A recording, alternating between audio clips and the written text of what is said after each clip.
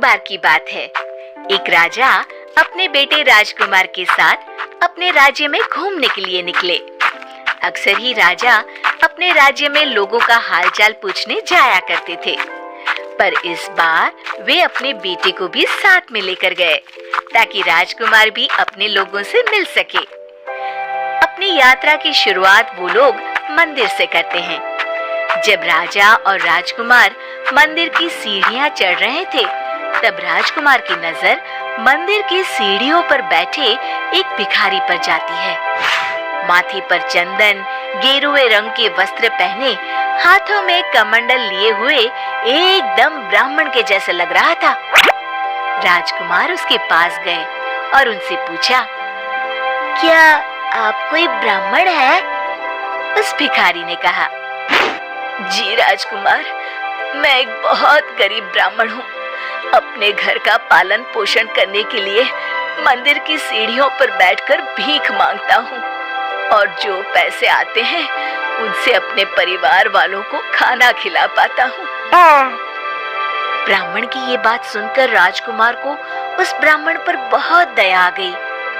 राजकुमार ने अपने सोने के सिक्कों से भरी थैली उस ब्राह्मण को दे दी। कहा, ये लीजिए, अब आपको यहाँ दोबारा नहीं बैठना पड़ेगा। जब ब्राह्मण ने वो थैली खोलकर देखी तो वो बहुत खुश हुआ और राजा और राजकुमार को धन्यवाद करके अपने घर के लिए चल पड़ा। रास्ते में वो ब्राह्मण सोचते हुए जा रहा था, जल्दी से चलकर ये सोने के सिक्के अपनी पत्नी को दिखाऊंगा, वो भी कितनी खुश हो जाएगी। अब हमारी गरीबी खत्म हो जाएगी, अब मुझे भीख नहीं मांगनी पड़ेगी, खुशी खुशी हमारा जीवन बीतेगा। हमारे राजकुमार बहुत बड़े दिल वाले हैं। ब्राह्मण ये सब सोच ही रहा था कि इतने में वहां पर एक लुटेरा आया और ब्राह्मण के हाथ से वो थैली छीन के भाग गया। नहीं, छोड़ दो मेरी थैली, चोर चोर, पकड़ो पकड़ो, अरे कोई तो पकड़ो। ब्राह्मण ने वो थैली बचाने की बहुत कोशिश की, पर वो चोर थैली लेकर वहां से भाग गया। ब्राह्मण बहुत निराश हो गया, उसकी खुशी कुछ ही पल में खत्म हो गई। घर आकर उसने अपनी पत्नी को पूरी बात बताई। ये सुनकर पत्नी भी बहुत दुखी हो गई और बोली, आप दुखी न हो, शायद वो हमारे लिए नहीं था, इसलिए हमें नहीं मिल पाया। दुखी होकर ब्राह्मण खाना खाकर सो गया। अगले दिन फिर सुबह उठकर मंदिर में जाकर भीख मांगने लगा। राजकुमार राजा के साथ आज भी घूमने निकले। मंदिर आए तो फिर उस ब्राह्मण को वहीं देखा। राजकुमार ने कहा, आप आज फिर यहाँ क्यों आ गए? कल ही तो मैंने आपको इतना सारा धन दान में दिया था। ब्राह्मण बड़े निराश मन से राजकुमार को कल की पूरी कहानी सुनाता है। राजकुमार को ब्राह्मण की बात सुनकर बहुत दुख हुआ। फिर राजकुमार अपनी थैली में से बहुत ही कीमती पत्थर माणिक निकालते हैं और वो माणिक ब्राह्मण को देते हुए कहते हैं, ये लीजिए, ये बहुत ही कीमती पत्थर है, ये आपके बहुत काम आ सकती है। ब्राह्मण वो पत्थर पाकर बहुत खुश हो गया और राजकुमार से कहा, आपका बहुत बहुत धन्यवाद राजकुमार, आप इंसान नहीं, देवता है, देवता। चलिए अब मैं चलता हूँ। राजकुमार भी मुस्कुराते हुए अपने रास्ते चले जाते हैं। ब्राह्मण घर जाकर उस माणिक को पानी के खाली मटके में रख देता है और खुशी खुशी सो जाता है। उसकी पत्नी नदी से पानी भरने जाती है। अचानक से रास्ते में किसी बड़े पत्थर से टकराने की वजह से उसके सिर पर रखा पानी का मटका नीचे गिरकर टूट जाता है। वो बोलती है, हे भगवान, अब फिर से घर जाकर दूसरा मटका लाना पड़ेगा पानी भरने के लिए। अब वो घर की ओर निकलती है और पानी भरने के लिए वही मटका उठाकर ले आती है जिसमें माणिक था। नदी के पास जाकर जब ब्राह्मण की पत्नी मटके को पानी में डुबाती है तो माणिक पानी में गिर जाता है। ब्राह्मण की पत्नी बोली, अरे ये क्या गिरा? लगता है कोई बड़ा सा कंकड़ था जो गिर गया होगा। ऐसा सोचकर वो मटकी में पानी भरकर घर ले आती है। जब वो पानी भर के घर आई तब ब्राह्मण भी जग चुका था। उसने अपनी पत्नी को सारी बात बताई। ब्राह्मण की पत्नी बहुत खुश हुई और बोली, कहाँ है वो माणिक पत्थर? जरा मुझे भी दिखाइए। उसे तो मैंने बहुत ही संभाल के पानी के खाली मटके में छुपा दिया है। रुको, अभी लाता हूँ। ब्राह्मण की पत्नी घबराती हुए कहती है, हे भगवान, उस मटके में तो मैं पानी भर कर ले आई। फिर ब्राह्मण की पत्नी ने ब्राह्मण को पूरी कहानी बताई। अब वो दोनों बहुत ही दुखी हो जाते हैं। हे भगवान, आप ये कैसा खेल खेल रहे हैं हम लोगों के साथ? क्या हमसे कोई गलती हो गई है? इसी अफसोस के साथ ब्राह्मण सो जाता है। अगले दिन फिर सुबह बेचारा ब्राह्मण निराश मन से मंदिर की सीढ़ियों पर बैठा भीख मांग रहा था। तभी राजा और राजकुमार फिर उस मंदिर में आए। अब राजकुमार की नजर फिर उसी भिखारी पर पड़ी। अरे ब्राह्मण, आप फिर से यहाँ? ब्राह्मण ने कहा, जी राजकुमार। अब ब्राह्मण ने कल घटित सारी बात राजकुमार को बता दी। राजकुमार फिर से दुखी हो गए।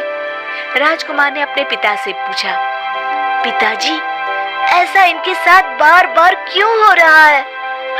तब राजा ने कहा, बेटा, अभी इनका सही समय नहीं आया है, इसलिए इनसे सब छीना जा रहा है।